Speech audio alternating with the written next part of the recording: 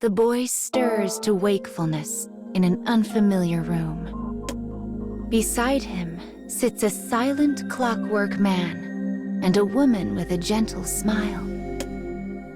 The boy had traveled countless unforgiving lands in an attempt to halt the cruel war staged by his own kingdom. Yet he now finds himself in the comfortable bed of a civilian. "What happened?" he asks.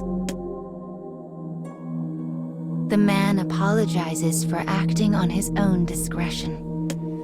He explains how the woman came to their aid when the boy fell victim to a mighty seizure. As the boy begins to thank his rescuer, he silently curses the inadequacy of his frail and sickly body. But irony rules the day, and he launches into a coughing fit before he can finish speaking.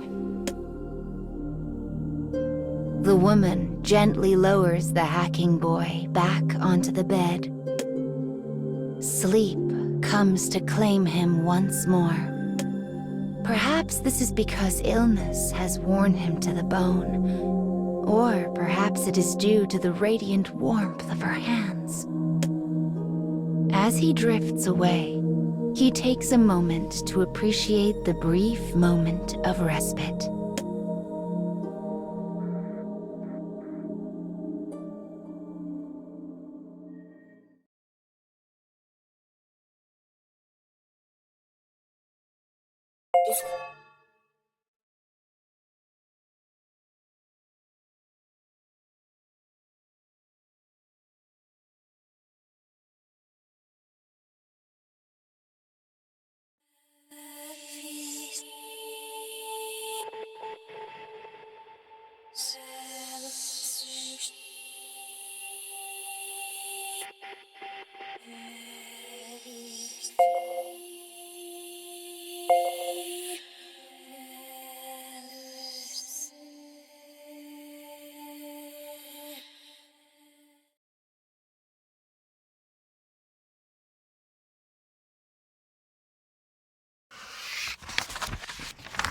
Several days have passed since the boy began his treatment in the woman's humble abode.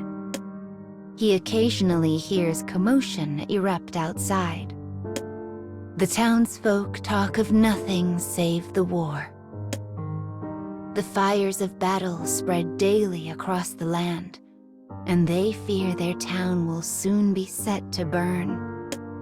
Eventually, their unease grows so great that a guard is dispatched to keep watch over the boy and man. "I have to form my alliance as quickly as possible," thinks the boy. "I must forge a peace among these warring nations." Despite the boy's conviction, his weakened body fights him at every turn.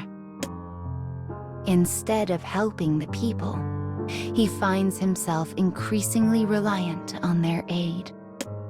The pain of his fever and cough is soon joined by the endless throb of a guilty conscience. The woman tends him briskly and efficiently. Despite the raging war, her words are soft and kind. Despite her abject poverty, her food is warm and hearty. The situation begins to remind the boy of his childhood. As his thoughts spin, they finally alight on a particular memory. One from his earliest days as a child. It is the face of his mother, a woman who departed this world long, long ago.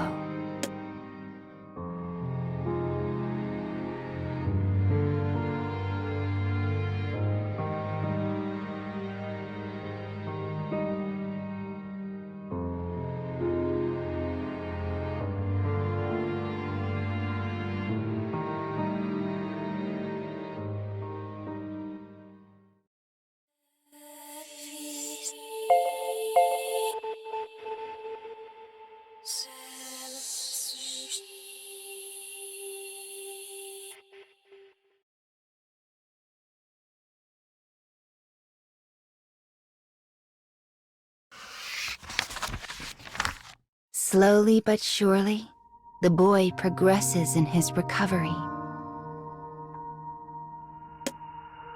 One day, a thought occurs to him. Why is this woman working so hard for me? And why does she remind me of my mother? The boy asks his clockwork companion if he knows anything of her circumstances.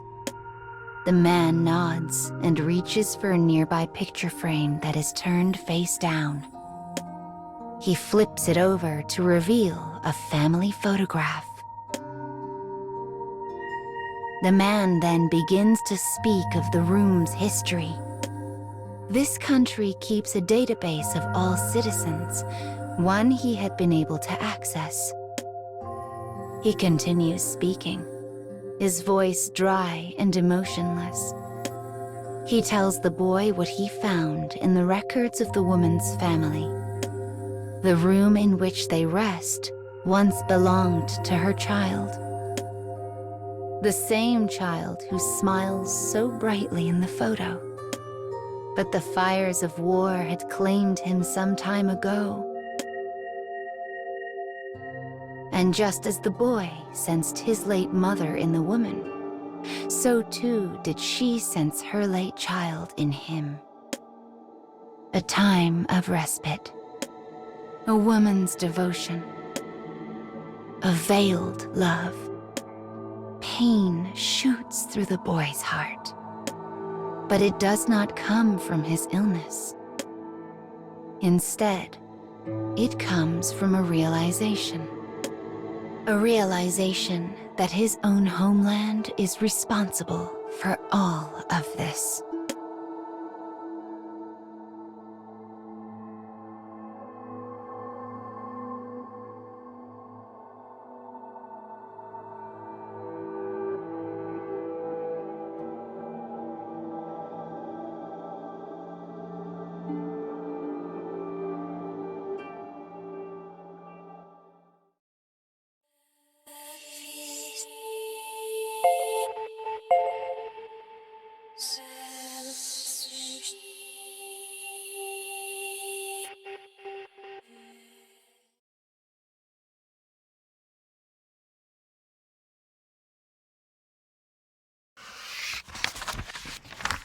The woman's endless devotion stems from her conflating a child that was killed by the very war the boy's homeland had started.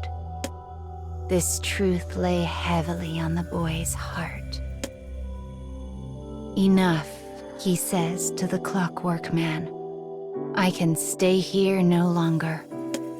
He dresses himself and uses his staff to rise from the bed. As the man reaches to steady the boy, the distant rumble of cannon fire rings out. It is the sound of lives being lost. The familiar footsteps of tragedy march ever closer. They threaten to engulf the house at any moment.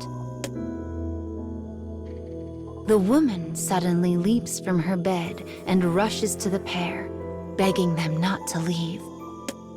Let me go, says the boy. I am not your son. I am from the kingdom, and royal blood flows in my veins. Shock breaks out across the woman's face before slowly morphing into hatred. It's your fault, she growls. Your fault. My son is dead, and it's all your fault. She lets forth an agonized howl, the pain of a mother tormented by an immutable past. Yes, replies the boy. I am responsible. He bows his head deeply. He knows he is the target of her hatred, and he knows that it is earned. As they abandon the house, the boy's fever spikes, and the pain threatens to blot out his consciousness. But he continues stumbling on. He will protect the woman and her house. He will stop the war. He will bear the burden of hate for as long as he must. That is why he walks on, and why he never looks back.